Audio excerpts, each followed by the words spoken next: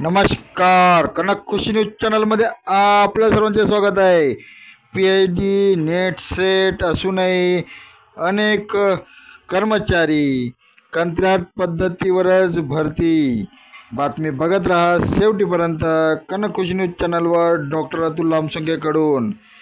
आपण जर कनक खुशी चॅनलवर नवीन असाल तर कनक खुशी न्यूज चॅनलला सबस्क्राईब करायला विसरू नका।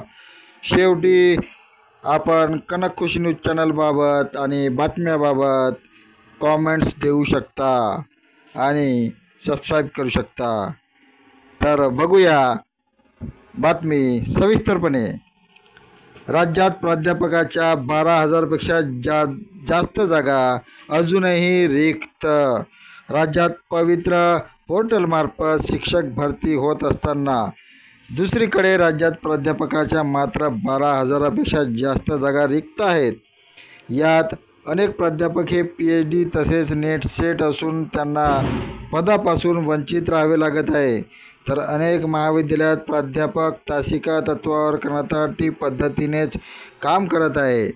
लायब्ररीयन पोस्टसाठी पात्रता असतानासुद्धा लायब्ररीयन पोस्ट खाली ठेवल्या जाते। राज्यातील 11 सार्वजनिक विद्यापीठे आणि 1,172 अनुदानित महाविद्यालयामध्ये 33,763 प्राध्यापकाची पदे मंजूर आहेत। त्यातील 21,236 पदावर प्राध्यापक कार्यरत असून तब्बल 12,527 जागा रिक्त आहेत। मागील 5 वर्षात राज्यात केवळ 2,088 पदाची भरती झालेली आहे। आता एकूण रिक्त पदे 31,185 अनुदानित महाविद्यालयात मंजूर आहेत। 11,080 रिक्त प्राध्यापक पदे संख्या आहे। सार्वजनिक विद्यापीठाचे मंजुरी 2,578, तर रिक्त प्राध्यापक पदे आहे 1,440। विविध संघटना यांच्या मागण्या आहेत की 4,300 प्राध्यापकाची पदे भरण्यास मंजुरी देण्याचा प्रस्ताव उच्च शिक्षण विभागाने वित्त विभागाद्वारे सादर केलेला आहे, मात्र त्यावर निर्णय झालेला नाही। राज्यात अनेक वर्षापासून प्राध्यापक भरती, ग्रंथपाल भरती रखडलेली आहे। प्राध्यापक शिक्षकेतर कर्मचारी पदाची लवकरच भरती अशी मागणी करावी की लवकरात लवकर ही प्राध्यापक आणि लायब्ररीयन भरती व्हावी। संघटनाच्या माध्यमातून अशा मागण्या करण्यात आल्या। केंद्र शासनाने जाहीर केलेल्या नवीन राष्ट्रीय शैक्षणिक